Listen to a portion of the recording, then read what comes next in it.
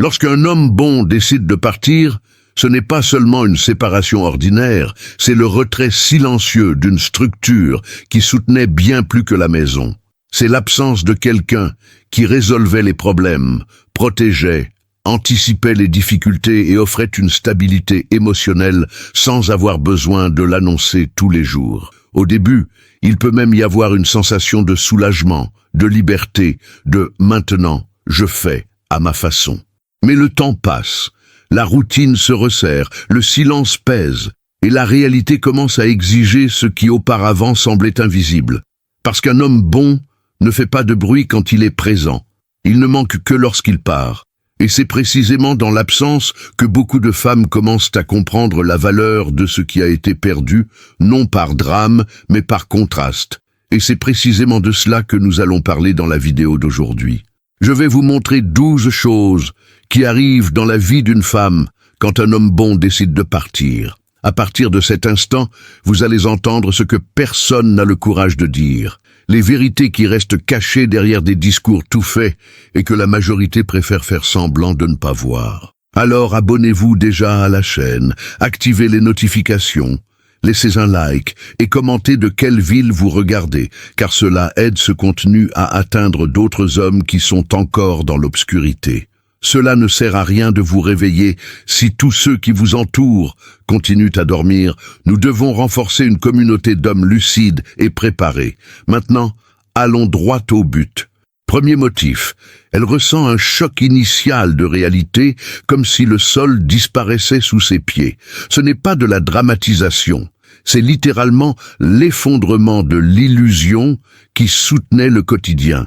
Quand un homme bon franchit la porte, il emporte avec lui toute une architecture de sécurité qu'elle n'avait pas perçue.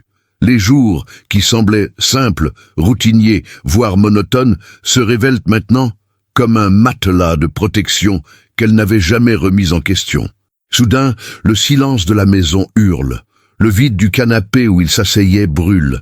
Elle ouvre le réfrigérateur et voit les aliments qu'il aimait. Elle voit les étagères qu'il avait ajustées, l'ampoule qu'il avait changée, la façon dont il remettait les choses en ordre quand tout menaçait de s'effondrer. Et dans ce premier moment, elle comprend avec la force d'un coup de poing, il ne quitte pas seulement la maison. Il emporte avec lui la sensation que quelqu'un se soucie vraiment de savoir si elle rentre chez elle. La réalité frappe sans avertissement et elle se rend compte qu'elle a passé tant de temps à gérer les petites choses qu'elle n'a pas vu l'ampleur de la grande. Ce choc ne dure pas des heures, il dure des jours, des semaines. Elle continue à attendre d'entendre la clé tourner dans la serrure, le bruit de la porte, les pas familiers. Elle continue à mettre 2 assiettes sur la table sans s'en rendre compte. Elle continue à acheter des choses qu'il aimait. Le corps fonctionne encore au rythme ancien, l'esprit croit encore à l'ancienne structure, mais la réalité croise les bras et murmure « il ne reviendra pas ». Et le pire n'est pas qu'il ne revienne pas. Le pire est de réaliser que toute cette sécurité qu'elle ressentait dépendait d'une seule personne, que la légèreté de ses jours reposait entièrement sur les épaules de quelqu'un qu'elle considérait comme acquis. Ce choc initial est le réveil brutal du fait qu'elle a construit sa paix sur du sable, et que maintenant, la marée monte. Elle sent le sol littéralement disparaître sous ses pieds, parce que ce qui semblait solide n'était qu'une illusion maintenue par son manque d'attention. Les mois suivants sont une tentative désespérée de reconstruire ce qui s'est effondré, mais le terrain n'est plus le même. Il est trempé de larmes, il est fissuré de doutes, il est muet de silence qui était autrefois rempli par une voix qu'elle aimait. Le choc initial n'est que le premier tremblement d'un séisme qui continuera à ébranler ses fondations bien plus longtemps qu'elle ne peut l'imaginer, dans ce premier moment de désespoir. Deuxième motif, elle se rend compte que la liberté sans structure a un prix. L'ironie cinglante est qu'elle a maintenant exactement ce qu'elle disait toujours vouloir, une liberté totale. Personne pour lui demander où elle va, avec qui elle parle, ce qu'elle fait de son temps.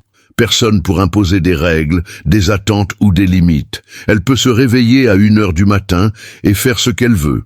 Elle peut aller où elle veut, quand elle veut, sans explication. Mais découvrir la liberté ainsi, au prix de perdre quelqu'un, c'est comme recevoir un héritage après la mort de celui qu'on aimait. Techniquement, on a ce qu'on voulait, mais la sensation est celle du vide, parce que la liberté qu'elle défendait pour elle-même n'était jamais destinée à être vécue seule. C'était une liberté qui existait dans un contexte de sécurité, de quelqu'un qui prenait soin, de structure émotionnelle. Maintenant, sans cela, la liberté devient un poids. Car avec la liberté totale vient la responsabilité totale. Et la responsabilité totale, quand on a toujours eu quelqu'un pour partager le fardeau, est étouffante. Elle apprend de manière douloureuse que la liberté a besoin de racines, que l'autonomie est plus légère quand on sait qu'il y a quelqu'un qui vous fait confiance pour vous épanouir, non pas quelqu'un qui vous contrôle, mais quelqu'un qui tient la base pendant que vous grandissez. Maintenant, elle a les nuits libres et elle pèse comme du plomb. Elle a des week-ends entiers pour faire ce qu'elle veut et chaque heure est un rappel qu'elle le fait seule.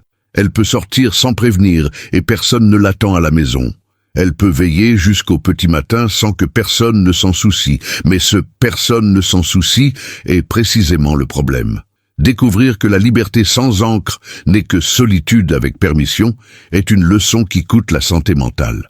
La liberté qu'elle célébrait autrefois semble maintenant une malédiction déguisée, parce que liberté signifie qu'il n'y a pas de structure, pas de prévisibilité, pas de quelqu'un disant « tu vas aller bien, je suis là ». Cela signifie que chaque décision est seulement la sienne, chaque poids est seulement le sien, chaque nuit silencieuse est seulement la sienne. Et on pense qu'on veut cela, qu'on lutte pour cela, que c'est cela qui nous rendra complète. Mais quand on l'a enfin, quand on est enfin complètement seul dans cette liberté tant désirée, on découvre que la liberté sans compagnie n'est qu'une prison différente. C'est une prison de choix infinis et aucune raison réelle d'en faire un. C'est se réveiller libre et réaliser que la liberté ne paie pas les factures, ne vous retient pas quand vous tombez, ne vous aime pas quand vous êtes perdu. Et c'est une vérité qu'aucun discours d'empowerment féminin ne l'a préparé à affronter. Troisième motif, la solitude apparaît même entourée de gens. Elle sort avec des amis et ressent le vide plus profondément que jamais. Elle est entourée de monde, de conversations, de rires, de mouvements. Mais il y a un silence particulier en elle que personne d'autre n'entend. Les amis parlent de leurs relations, de leurs problèmes de couple, et elle sent le vide de sa propre histoire comme une plaie ouverte que les autres ne peuvent pas voir. Elle est là, physiquement présente, mais émotionnellement ailleurs, dans un autre temps, quand il y avait quelqu'un de précis qui la connaissait si bien qu'il pouvait lire ses silences. Les blagues des amis arrivent à ses oreilles étouffées, comme à travers l'eau. Elle rit quand il faut rire, parle quand il faut parler, mais il y a un observateur en elle, toujours présent, toujours soulignant l'absence. C'est un type de solitude particulièrement cruel, être entouré d'amour et se sentir quand même invisible. Les foules deviennent des miroirs qui reflètent ce qu'elle a perdu. Elle voit des couples dans la rue et le cœur bat différemment. Elle voit des hommes qui prennent soin de leurs femmes et sans le poids de la comparaison. Elle voit des familles dans les restaurants et se demande si elle aura à nouveau cela un jour. Parce que la solitude n'est pas nécessairement être seul, c'est être sans quelqu'un de précis. C'est pouvoir parler avec 10 personnes et ne pas pouvoir parler à personne de ce qui compte vraiment. C'est avoir accès à des groupes, des événements, des connexions, mais aucune ne remplit l'espace qui était exclusivement le sien. Les amis peuvent offrir des verres de vin et des câlins, mais elles ne peuvent pas offrir la sensation d'être connues si profondément qu'il n'est pas nécessaire de parler. Ce type de solitude est particulièrement désolant parce qu'elle ne peut pas nommer l'ennemi. Elle ne peut pas dire « je suis seule parce que je suis seule ». Elle doit dire « je suis seule parce que j'ai perdu quelqu'un qui était tout pour moi ». Et cette phrase porte un poids différent.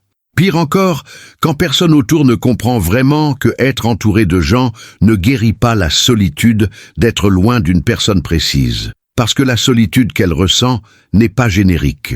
Ce n'est pas la solitude de « j'ai besoin de connexion humaine ». C'est la solitude de « j'ai besoin de lui ». Et aucune quantité de compagnie ne peut remplacer cela. Elle apprend qu'elle peut être à une fête bondée, entourée de gens qui l'aiment, et être quand même complètement seule au milieu de tout. La solitude devient un compagnon invisible qui la suit partout. Elle est là quand elle dort, elle est là quand elle rit, elle est là quand elle essaie de faire semblant que tout va bien. Et peut-être la partie la plus douloureuse de cette solitude est la culpabilité qui l'accompagne. Culpabilité de ne pas pouvoir apprécier les personnes qui sont autour d'elle. Culpabilité d'être vide même si elle est si bien accompagnée. Parce que comment expliquer à quelqu'un qui vous aime que sa présence, aussi aimante soit-elle, n'est toujours pas suffisante pour combler le trou qu'il a laissé? Quatrième motif, le regret commence à être rationalisé. Au début, elle essaie de se convaincre que c'était la bonne chose. Il était contrôlant, dit-elle, ou il ne la comprenait pas vraiment, ou elle méritait mieux. Mais avec le temps, à mesure que les jours passent et que la réalité frappe de plus en plus fort, son esprit commence un travail sourd de révision. Elle commence à se souvenir des choses qu'il faisait, des mots qu'il disait, des moments qu'elle minimisait parce qu'elle était immergée dans des désaccords ou dans des exigences de plus. Elle se souvient qu'il réglait la climatisation pour qu'elle n'ait pas froid, qu'il demandait comment s'était passée sa journée, qu'il remarquait quand elle était différente même sans qu'elle dise un mot. Et elle se demande « Pourquoi je n'ai pas valorisé cela sur le moment ?» La rationalisation commence non comme un cri, mais comme un murmure qui grandit. Le regret est particulièrement insidieux parce qu'elle ne peut pas simplement se l'avouer à elle-même. Alors, elle le rationalise. Elle crée des récits. Peut-être qu'elle a été injuste. Peut-être qu'il n'était pas si mauvais qu'elle s'était convaincue. Peut-être qu'elle a trop exigé, trop attendu, ces plaintes de choses qui maintenant semblent insignifiantes. Elle revisite d'anciennes conversations avec la lentille de l'absence, et les mots qui semblaient lourds sonnent maintenant comme une musique lointaine. Elle rationalise qu'elle a perdu quelqu'un qui essayait vraiment, qui se souciait vraiment, qui était là tous les jours, même imparfaitement. Et cette rationalisation est corrosive parce qu'elle ne mène pas à l'action. Elle mène seulement au remords silencieux. Elle mène à la fantaisie du « et si ».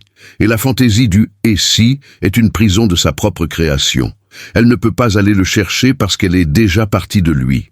Elle ne peut pas demander pardon parce qu'il est déjà parti. Alors, le regret reste là, pourrissant dans sa poitrine, un poids qu'elle porte quotidiennement, transformant le présent en pénitence pour le passé. Parce que le regret rationalisé est peut-être le type de regret le plus destructeur. Ce n'est pas le cri de douleur qu'on peut travailler et traiter, c'est le murmure constant, presque imperceptible, qui vous mine quotidiennement. C'est quand vous faites quelque chose d'absolument banal, laver la vaisselle, conduire au travail, essayer de s'endormir, et soudain, vous revisitez tout à nouveau. Soudain, vous vous haïssez pour la même chose que vous vous haïssez depuis des semaines. Soudain, vous vous demandez comment vous avez pu être si aveugle, si ingrate, si égoïste. Le regret rationalisé la rend prisonnière d'un jeu mental dont elle est à la fois juge et accusée, et la sentence est toujours la même. Elle aurait dû faire autrement. Cinquième motif. Le niveau d'anxiété peut augmenter. L'anxiété arrive de façon qu'elle n'attendait pas. Ce n'est pas seulement la tristesse des premiers jours, quand il est acceptable de rester au lit avec le volume de la douleur si fort que d'autres choses disparaissent. L'anxiété est silencieuse, insidieuse. Elle apparaît comme une oppression dans la poitrine quand elle fait quelque chose de banal, prendre un café, regarder la télé, marcher dans la rue. Elle apparaît comme une insomnie qui la laisse éveillée à compter les défauts de son caractère. Elle apparaît comme l'incapacité à se détendre, toujours en état d'alerte, toujours à attendre la prochaine chose mauvaise qui va arriver. Parce que si cela est arrivé, s'il est parti, quoi d'autre peut ne pas arriver ? Quelles autres sécurités qu'elle croyait avoir ne sont que des illusions. L'anxiété transforme chaque bruit en possibilité de désastre, chaque notification sur le téléphone en chance de mauvaises nouvelles. Chaque jour en course contre une horloge invisible qui marque combien de sa vie elle va vivre sans quelqu'un qui la voulait vraiment. L'anxiété lui enlève la capacité d'être présente. Elle mange, mais pense à comment payer les factures qui l'aidaient à couvrir.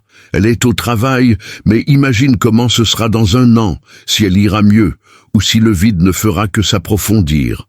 Elle est avec des amis, mais surveille son propre comportement, si elle parle trop de lui, si elle semble désespérée, si personne ne la veut parce qu'elle est brisée ainsi. L'anxiété dilate le temps. 1 heure semble une éternité. Un jour semble une semaine. La prochaine conversation avec quelqu'un qu'elle aime semble une montagne impossible à escalader parce que, et si elle dit quelque chose de travers? Et si cette personne part aussi? L'anxiété la rend hyper vigilante, non seulement au monde extérieur, mais à sa propre valeur, constamment à se demander si elle est digne d'être aimée à nouveau, si elle mérite d'aller bien, si cette douleur est une punition pour avoir laissé partir quelqu'un qui était trop bien pour elle. Mais le pire de l'anxiété est qu'elle devient autoréalisatrice. Elle est anxieuse à l'idée d'être seule, alors elle se comporte de manière anxieuse, ce qui éloigne les gens, ce qui confirme son anxiété qu'elle restera seule. C'est un cycle infini, où l'anxiété crée les conditions pour que ses pires craintes se réalisent. Elle craint de ne pas être assez bien, alors elle se sent inadéquate dans de nouvelles relations, alors elle sabote ses relations, alors elle reste seule, ce qui confirme qu'elle n'était pas assez bien. L'anxiété est un prophète qui accomplit ses propres prophéties. Et pendant que tout cela se passe, elle essaie de fonctionner normalement. Essayer d'aller travailler, essayer de répondre aux mails, essayer de sourire. Mais à l'intérieur, elle est en guerre constante avec un esprit qui ne la laisse pas reposer, qui ne la laisse pas croire que quelque chose de bon peut arriver, qui attend toujours la prochaine déception, le prochain abandon, la prochaine raison de se sentir indigne. 6e motif, elle a la nostalgie de celle qu'elle était avec vous. Il existe une version d'elle qui n'existait qu'auprès de lui. Une version plus légère, plus confiante, moins calculée. C'était la fille qui pouvait rire sans se censurer, qui pouvait être vulnérable sans peur, qui pouvait simplement exister sans avoir constamment à justifier son existence. Avec lui, elle avait la permission d'être petite, de demander de l'aide, de ne pas être forte tout le temps, de laisser les choses tomber parfois. Et cette version d'elle, cette version qu'elle n'avait jamais perçue comme une version, disparaît quand il part, parce qu'il n'y a plus être auprès de lui. Il n'y a plus ce contexte qui lui permettait d'être plus douce, plus molle, plus elle. Maintenant, elle doit être entière, seule. Elle doit être forte, capable, indépendante. Elle doit sembler aller bien, parce que personne ne veut être près de quelqu'un qui est brisé. Alors elle range les parties plus douces d'elle-même et construit une armure. Et la nostalgie de cette femme qu'elle était, celle qui avait la permission de ne pas aller bien, est presque aussi douloureuse que la nostalgie de lui. Elle regarde qui elle est maintenant et ne se reconnaît pas. Elle est plus dure, plus sceptique, plus prudente, plus réservée. Et elle sait qu'une partie de cette transformation est nécessaire. On ne traverse pas quelque chose comme cela et on en sort exactement pareil. Mais il y a un deuil pour l'innocence qu'elle a laissée derrière, pour la capacité à croire que si elle aimait simplement quelqu'un correctement, cela suffirait. Pour la fille qui croyait qu'il existait un happy end, parce qu'il y avait un homme bon qui disait qu'il l'aimait. Elle a la nostalgie de la façon dont elle riait quand il racontait une blague, pas parce que la blague était drôle, mais parce que c'était lui qui la racontait. Nostalgie de comment elle se sentait en sécurité même dans des situations incertaines quand il était là. Nostalgie de la façon dont il la regardait, et elle pouvait lire sur son visage qu'il la trouvait belle, intelligente, suffisante. Nostalgie de simplement pouvoir être. Et maintenant, elle n'a personne pour lui refléter cela. Alors elle regarde dans le miroir et voit une femme qu'elle ne reconnaît pas. Et la nostalgie d'elle-même est, de toutes les pertes, la plus silencieuse et la plus désolante. Parce qu'on ne peut pas traiter la nostalgie de soi-même de la même façon que la nostalgie d'une autre personne. On ne peut pas l'appeler. On ne peut pas lui demander de revenir. La seule qui peut ramener cette version est elle-même, mais elle ne sait pas comment faire cela sans lui, parce que cette version d'elle était créée, soutenue, reflétée par lui. C'était une version qui existait en fonction d'être avec lui.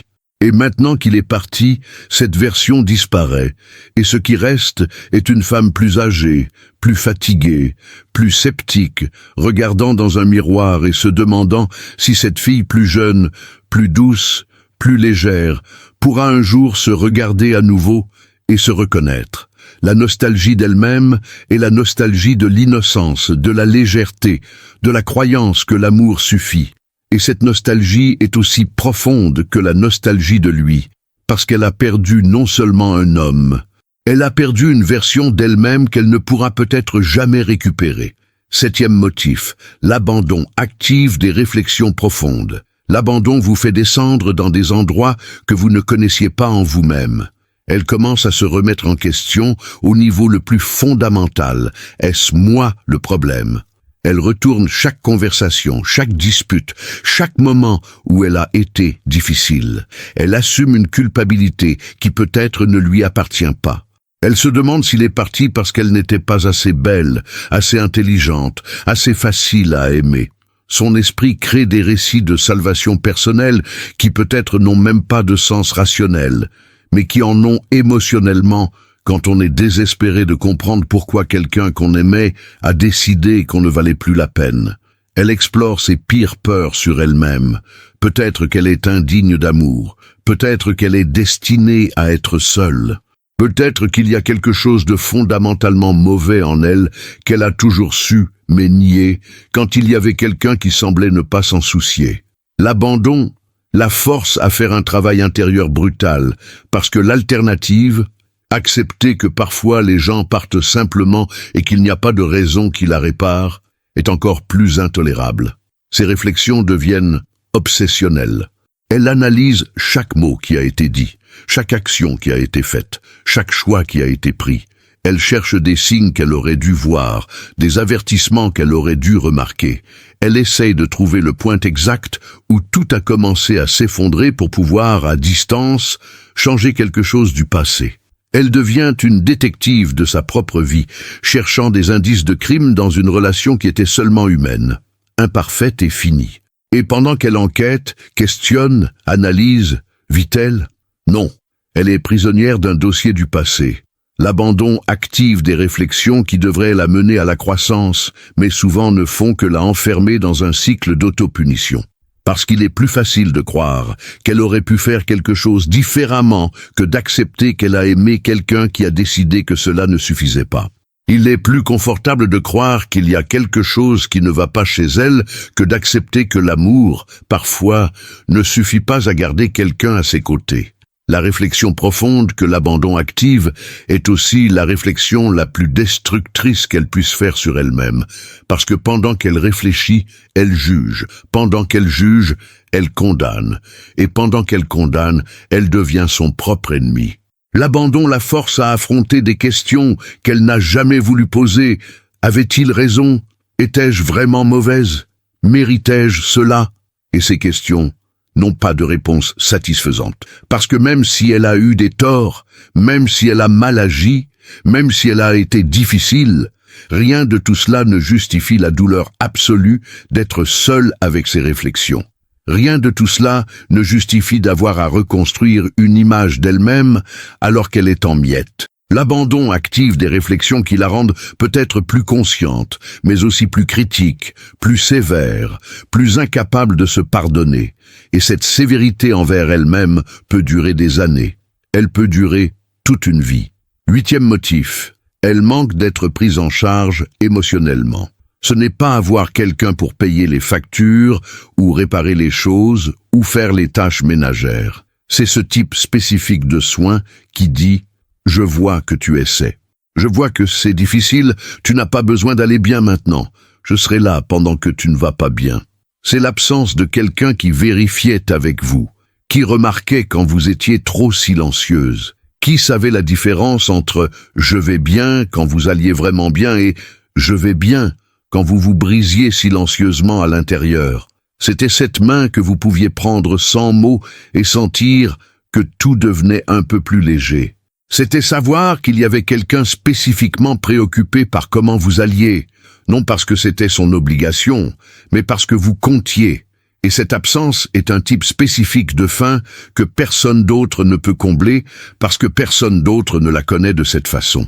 Elle est maintenant responsable de son propre soin émotionnel. Elle doit se dire à elle-même qu'elle ira bien. Elle doit valider ses propres sentiments. Elle doit être la main qui se réconforte. Et bien que la thérapie, les amis et la famille puissent t'aider, ce n'est pas la même chose. Ce n'est pas cette présence constante de quelqu'un qui choisissait d'être là, qui pouvait partir, mais choisissait de rester. Maintenant, elle est seule avec ses sentiments toutes les nuits. Elle est seule quand elle reçoit une mauvaise nouvelle. Elle est seule quand quelque chose de bien arrive et que le premier réflexe est d'appeler quelqu'un qui ne répondra plus. Le soin émotionnel dont elle a la nostalgie n'est pas générique, c'est le sien à lui. Cette manière spécifique dont il l'enlaçait, cette voix spécifique disant son nom, cette présence qui le rendait irremplaçable.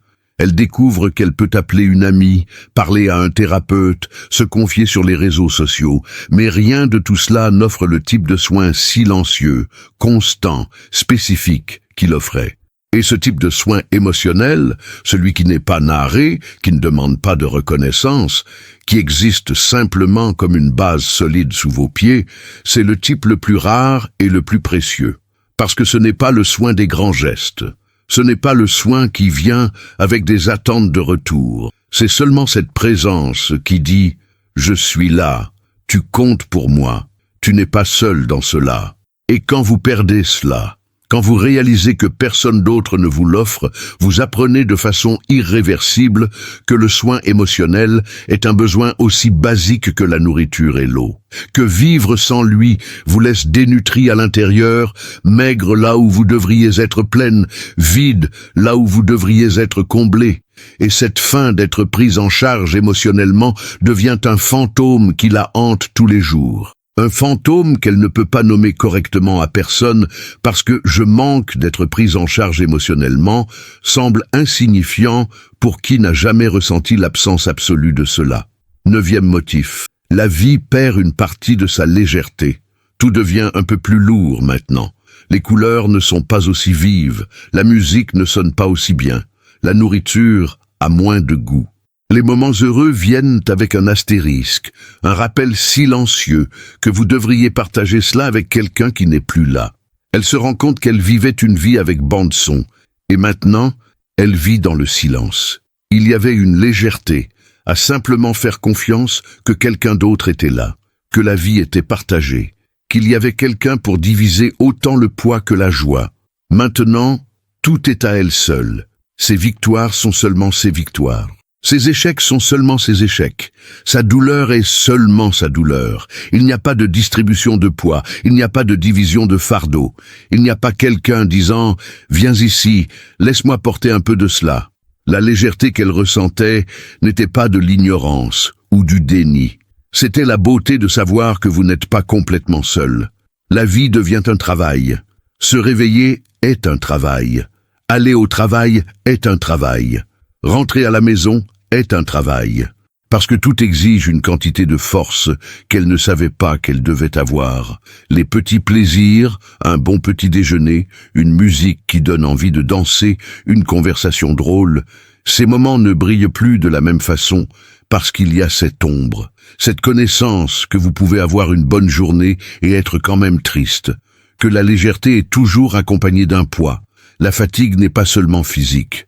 C'est une fatigue existentielle, d'avoir à se porter soi-même tous les jours, à toute heure, sans pause, sans quelqu'un pour diviser le fardeau.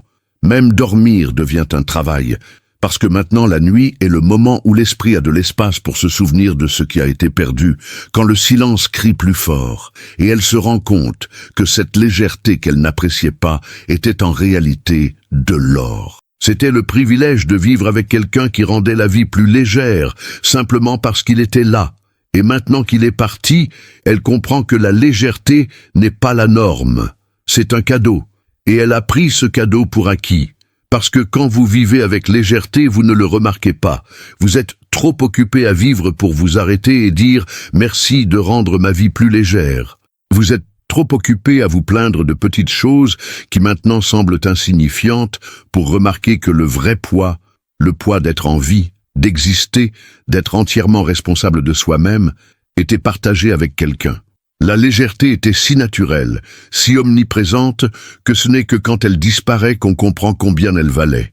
Et alors il est déjà trop tard pour remercier, trop tard pour apprécier. Trop tard pour dire « Je ne savais pas à quel point tu étais important pour garder ma vie légère ». 10e motif. Elle apprend, de la manière la plus dure, la valeur de celui qui soutenait plus que la maison. Il soutenait la base émotionnelle. La maison reste debout. Les factures continuent d'être payées. Les choses sont à leur place. Mais la structure invisible qui maintenait tout ensemble a disparu et elle ne perçoit son importance que quand il est parti. Il ne soutenait pas seulement la maison, il la soutenait elle, sa confiance, son espoir, sa croyance qu'il y avait quelqu'un en qui elle pouvait avoir totalement confiance. Il soutenait l'illusion confortable qu'elle n'était pas seule au monde, qu'il y avait quelqu'un qui pensait à elle, qui prenait soin d'elle, qui choisissait d'être avec elle tous les jours malgré toutes les raisons qui pourraient le pousser à partir. Et ce soutien émotionnel était si omniprésent, si constant, qu'elle n'avait jamais arrêté de se demander à quel point elle en dépendait. C'était comme respirer. On ne remercie pas l'air jusqu'à ce qu'il manque. On ne valorise pas la structure jusqu'à ce qu'elle s'effondre. Et maintenant qu'elle s'est effondrée, elle voit avec une clarté destructrice qu'il était le fondement, pas la maison, pas les factures. Il était la base qui rendait tout le reste possible. Les femmes grandissent en apprenant à valoriser les soins matériels. Elles apprennent à mesurer l'amour par des actions concrètes qui vous emmènent, qui vous soutiennent financièrement, qui réparent les choses cassées. Mais personne ne vous enseigne à valoriser ce soutien silencieux, cette présence si fondamentale que vous ne pouvez même pas la nommer, qui est simplement la connaissance qu'il y a quelqu'un là. Et ce manque de valorisation préalable fait partie de ce qui rend son absence si dévastatrice maintenant, parce qu'elle peut regarder la maison et dire « je peux maintenir cela ». Elle peut regarder les factures et dire « je peux payer cela ». Mais elle ne peut pas dire « je peux me maintenir moi-même seul au niveau où il la maintenait ». Parce qu'il ne soutenait pas seulement par des actions, il soutenait par la présence, par le choix. Par cette forme spécifique d'aimer qui dit « tu comptes pour moi tous les jours », sans besoin de mots, simplement en étant là. L'apprentissage est brutal parce qu'il est irréversible. Il n'y a pas moyen de défaire son départ et de reconstruire la relation en sachant maintenant combien elle valait. Il n'y a que la leçon inscrite dans sa poitrine, que les hommes bons qui prennent soin de la base émotionnelle sont rares, que le soutien invisible vaut plus que n'importe quoi de visible. Qu'elle a perdu quelque chose qu'elle ne retrouvera peut-être jamais, et que cette perte est l'éducation la plus chère et la plus douloureuse qu'elle pouvait recevoir, parce qu'on ne peut pas désapprendre cela. On ne peut pas revenir à l'ignorance de comment il la soutenait, parce que maintenant elle sent la différence tous les jours. Elle la sent dans la façon dont les épaules sont plus lourdes, elle la sent dans la façon dont la respiration est plus difficile. Elle la sent dans la façon dont elle doit se soutenir seule, entièrement, sans filet de sécurité, sans quelqu'un qui croit qu'elle ira bien parce qu'il est là. Et c'est la vérité finale. Aucune quantité d'indépendance, de force, d'autosuffisance ne peut combler la place qui était la sienne. Et elle apprend enfin que tout dans une relation n'a pas besoin d'être cassé pour qu'elle finisse. Parfois, elle finit parce que vous n'avez pas vu la valeur de celui qui était là. Et alors, il est bien trop tard.